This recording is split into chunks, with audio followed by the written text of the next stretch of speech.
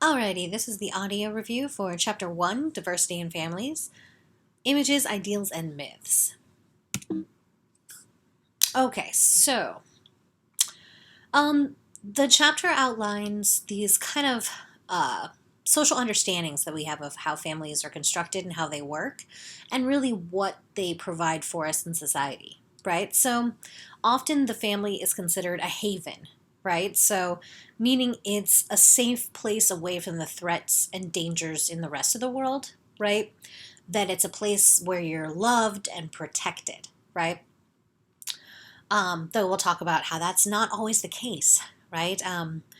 Some different theories and perspectives look at the family as fulfillment, right? That they provide a kind of social arrangement that isn't available otherwise, right? So they fulfill some sort of need that we have for meaningful experiences by having families. But then the other understanding of families is as an encumbrance, meaning kind of the negative way of looking at it, that oftentimes families can be the things that curtail your expressions of freedom, your kind of development of self, that sometimes these domestic relationships can be negative, right? And then that's kind of the way that some theory understands some relationships within the family. So we're going to talk about the different kind of dimensions of these things as we go through the class. So when it comes to these images and realities, right, a lot of relationships among family members are idealized in our society. And as a result, this can lead to a lot of situations of disappointment or guilt or, anger for some individuals when the societal expectation of families is this glowing, perfect thing that makes you happy and is completely fulfilling. But what if your family isn't that, right? Then it can lead to these flawed senses that somehow you are at fault for your family not being perfect, or that somehow you are lacking your life or your experience is lacking because you don't have those perfect things. When in reality, the families are complex, right? They do have dimensions of sometimes they're havens, sometimes there's fulfillment aspects, but sometimes they're encumbrance as well, right? And that's the reality. So the family really remains in symbolic opposition to work and business. So we'll talk about the way that the family is framed as the personal world, and everything in kind of the economy is framed as the outside public world, right?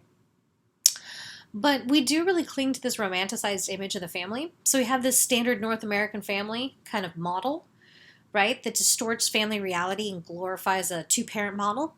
And we'll talk later about how the structure of the family really has everything to do with the economy or changes in the economy because of the Industrial Revolution. So this idea that there's a right way to have a family is really socially constructed, right? It's developed by the cultural and social meanings of a particular society at any time. So it's not necessarily right or wrong that we have these belief systems. It's just a kind of a result of where we've come from in history and how it's developed to this point, right? So our standard North American family is very racialized. It's very gendered, right? There's certain hierarchies at play and social class and all sorts of these things that are tied up into this dimension of what is an ideal family, right? This kind of nuclear family. Well, it's this model of, you got mom, dad, right? So heterosexual, 2.5 kids, right? So, reproductive. Also, this idea that oftentimes when we glorify this family image, we're thinking of a certain social class, because for women to be able to stay at home and not work requires a lot of money coming in from a male salary, which we'll talk about later is just not the case in our economy these days.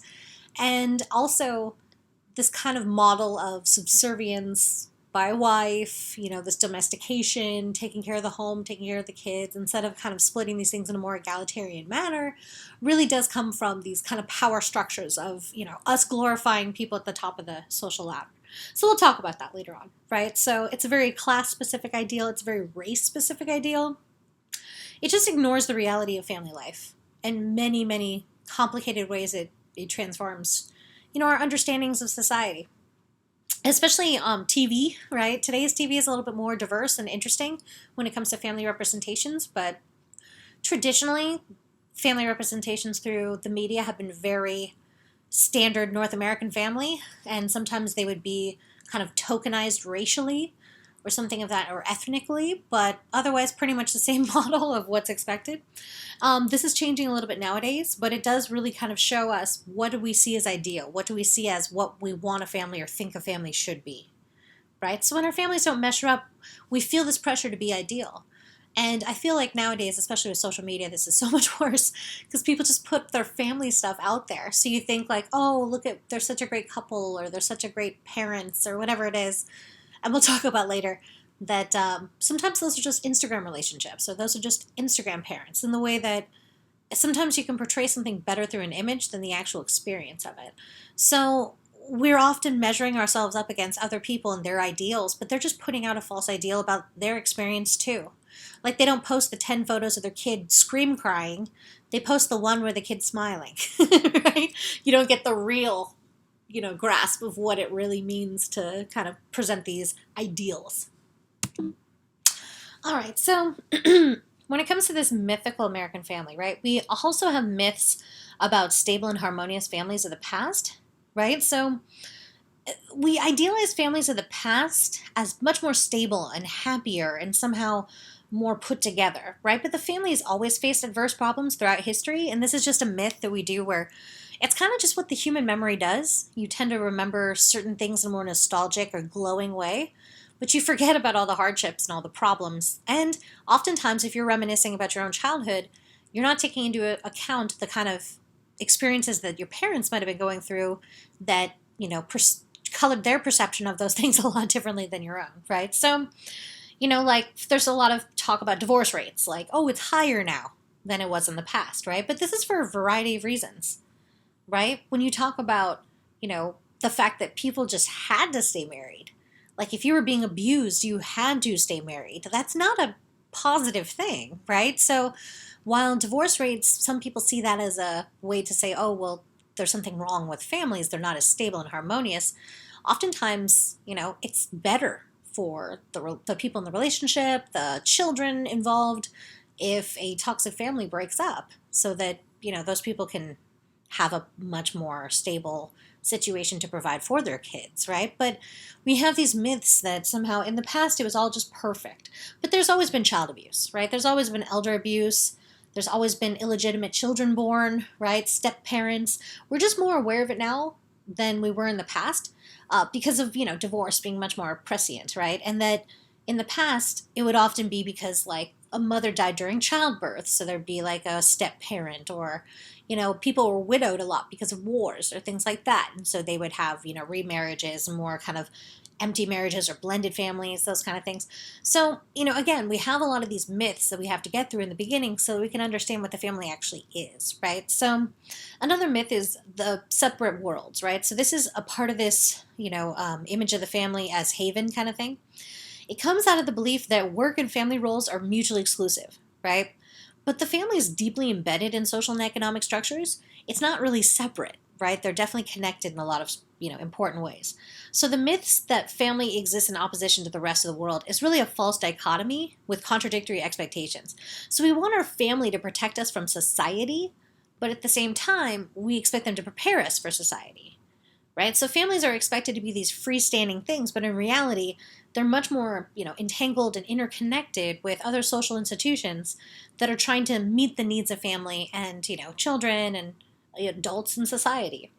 So social changes have weakened the family in some ways, right, from the kind of more traditional models.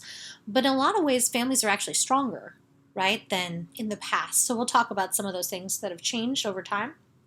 So, for example, when changes in the economy, like globalization, has been a large structural force affecting families in the last 40 years. So we see, we'll talk about later, how, these kind of changes or the laws of nation states or things like that can actually have profound impacts on the structure of family and the day-to-day experiences that families have. All right, the next myth is that of the monolithic family form. So there's this alleged typical family, right? The nuclear family, mom, dad, 2.5 kids, right? We talked about this. The sexual division of labor, right? Where the full-time, wife and mother, the full-time, the father is out there working full-time. But this, in reality, only describes about 10% of American families. So that's really, really, really low. But this has become our like, that's what every family is. And you're like, no, no, that's what 10% of families are, right? So this dual earning income families and couples that live without children both outnumber this typical family in today's society, right? So we'll talk later about how it is more normative now that people are married or just cohabitating without children.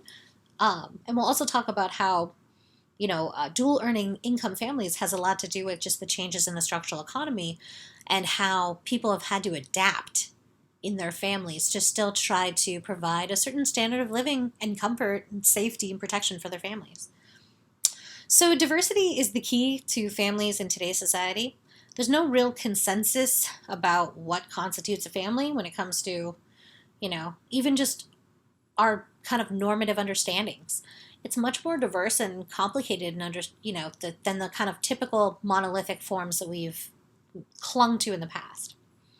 Another myth is that of the unified family experience, which just assumes that everyone in the family has the same needs and interests and experiences, which just couldn't be farther from the truth. Because in reality, each member experiences the family very differently, meaning if you're the parent, if you're the child, you experience it differently. If you're siblings, it's like, are you the brother? Are you the sister? What is your birth order, right? Those things matter in how you interpret these things, how you experience the family. And so you have this interesting phenomenon where children can grow up in the same home but have very different experiences, or people can be in the same relationship or have the same children but still have the same very, very different experiences and relationships with their children. So one of these major factors is the gender system, like I kind of touched on for a second there. And of course, the age system, right? Just being a different age is a whole different part of life that you're in, right? So these produce different realities for men and women, as well as for children and adults. So we'll talk about the conflicting issues among family members later on. But gender affects everything we do and how we live in our families. So meaning even later when we talk more about marriage and divorce, we'll talk about how men and women experience those things very differently. And if we are to have a full understanding of families, we have to understand it from every perspective and not just from this kind of, everyone has the same experience kind of myth. Another myth is the myth of family consensus, which is, again, this idealized image of the family that assumes that basically everyone is just harmonious, everything's loving and accepting. But family life can be contentious, right? There's often power relationships in the family that make it asymmetrical and hierarchical. There's competitive aspects of family relations, right? Like sibling rivalry. There's, just the way that we work and the way that we live now is different than in the past, so that changes the structures of the family. And really, the intense emotional quality of family life really matters. Like, yes, are your family there for you, yes or no, but are they there for you emotionally? Are they there for you supportively, right? Financially? Those things matter, right? So the emotional quality of life can produce this kind of ambivalence, meaning your family can produce a lot of positive feelings, but a lot of negative feelings too. And oftentimes we experience both of those things from our families. So families can provide emotional support and nurturance, but they can also inspire violence, right? And brutality. So we're going to talk about the different dimensions of that through this class. The last one here, the last myth, is that of family decline as the cause of social problems, right? It's one of those kind of conservative talking points. This suggests that changes in family patterns are the cause for contemporary social problems, right? So there's poverty, or there's violence in the streets, gang violence, teen pregnancy, right? This all has to do with not having family values, something we'll talk about later. But when in actuality, they're just really about how important our society thinks, a two-parent household is. And really, if somehow in our society we consider it morally wrong to not have that kind of structure, even though, again, 10% of families are actually the structure that is considered ideal. But divorce and single parenthood are these, realities that a lot of people deal with. And so they're often the consequence of economic dislocations, not the cause of economic problems. So meaning if you get divorced, that can often be a financial setback for a lot of people. That can cause issues. Being a single parent can be very financially difficult, right? So it's not that poverty is caused by single parents, but oftentimes, the conditions that people face in single parenthood lead them into poverty. So it's an interesting kind of chicken before the egg situation when it comes to blaming the family breakup on, basically saying that that causes all these social problems like gang violence. But it's also just kind of concurrently happening with all these other problems that actually have a lot to do with the structural forces like economic problems, issues with no access to healthcare, issues with educational system, things like that, that also are compounding the problems that people face, right? So it's just such an easy thing to be like, point at a group and be like, that's it, you're causing your own problems, and just victim blame. But it's very interesting when you actually look at the research on these things, right? That family structure is really what's kind of important and what's studied, right? That many people say that this family values thing really overstates, I don't know, basically that they're just trying to kind of conflate moral failings with somehow social failings. But in a lot of ways, when you look at, does divorce produce lasting damage to children, it has a lot to do with the context. So with all of these things, they're much more complicated than we give them kind of the opportunity to be. When we're going through this mythical structure, we like to make things really simple and easy to understand, so we oversimplify them, right? So a lot of the national discussion about harmful social and cultural effects of family breakdown is really just a thinly veiled attack on single mothers, right? It's this kind of way of saying, well, why weren't you more responsible? And therefore, X, Y, or Z. But really, it's just a way of scapegoating people that are just trying to adapt to a changing society. So we'll talk about that as well. All right, so a new framework for understanding families. So the sociological perspective focuses on structural sources of family life. And there's really a close relationship between families and the larger society that shapes them, right? So part of what we also look at is, if we're looking at family diversity, we have to see how social inequality is a key determinant of that diversity and how people experience those issues. So in studying the family, we use a macro approach, which examines the family in relation to the rest of society, and we use a micro approach, which examines the interior dynamics of family life, right? The kind of face-to-face interaction level. So using the two levels of analysis, this gives us a clear picture of what families do in society and how societies shape families. So some of the different ways that we're going to understand this is looking at different theories, right? So the first one here is structural functionalism, right? So structural functionalism basically looks at all social institutions, right, including the family as a social institution. Another example would be religion or education, the economy, things like that as social institutions. They view them as supporting the operation of society as a whole, right? So basically, functionalists see each institution in society as like a puzzle piece that fits together to form a whole in the society, right?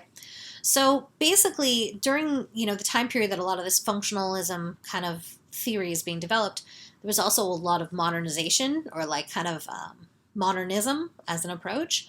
And so this was very standard in the 50s and 60s when we were looking at the family. But there's been a paradigm shift in the last few decades from this a structural functional approach, right, which was really looking at how do things function, how do they dysfunction. And really the biggest critique of functionalism from that time period, especially the 40s, 50s, and 60s, was that it wanted society to remain static, but society does not remain static, it changes, right? So, and it needs to change oftentimes. So, for example, they would have seen in the 1950s philosophy of it, they would have seen like the civil rights movement as a dysfunction because it was changing the social roles in society. But obviously now we realize that that was a very functional thing because it needed to change in society, right? So the structural diversity approach just looks at this differently, right? The perspective views all families in society as shaped through their interactions with social structures, and it really kind of, discounts this idea of becoming static. So the structural diversity approach has 5 different themes, right? So the first is that families are socially constructed and historically changing. So social history shows that families vary by economic, political, and cultural conditions, but there's really no normal when it comes to family, because changes have been shaped by these historical changes in the culture, So some of the stages, such as childhood and adolescence, these have changed in a lot of ways in the last 100 years, something we'll talk about in chapter 2. So family diversity is produced, this is the second theme, family diversity is produced by the same structures that organize society as a whole. So the institution of the family is intertwined with other social institutions, including politics, education, religion, the economy, right? All these other things. So families are also tied to those systems of stratification, such as gender, class, race, sexuality, ability, we'll talk about a bunch. And so both social institutions and social stratification systems really divide families along these structural lines. And so that's going to affect their experiences, right? Okay, so the fourth theme of the structural diversity approach is that family diversity is constructed through social structure as well as the actions of family members. So, structural analysis must not lose sight of the human beings who shape their families through their own actions and behaviors, meaning we have agency, so we make choices, even though we have limited opportunity structures oftentimes, we make choices that, fit within them. So, what happens on a daily basis within the family also constructs the family. So, it's not just the economy, it's not just your religion, it's also your day to day lived experiences. So, it's kind of that, again, the macro, the micro. And then the fifth theme of the structural diversity approach is that understanding families means challenging the monolithic ideas that conceive of the family in idealistic ways. So again, we have to really understand that the family is diverse and people's experiences of the family are diverse, even within the same family. So we really need to understand more about how different kinds of families experience families and different ways that they struggle and adapt to deal with the changing structures of those other social institutions, right, that shape their experiences and their families' opportunities.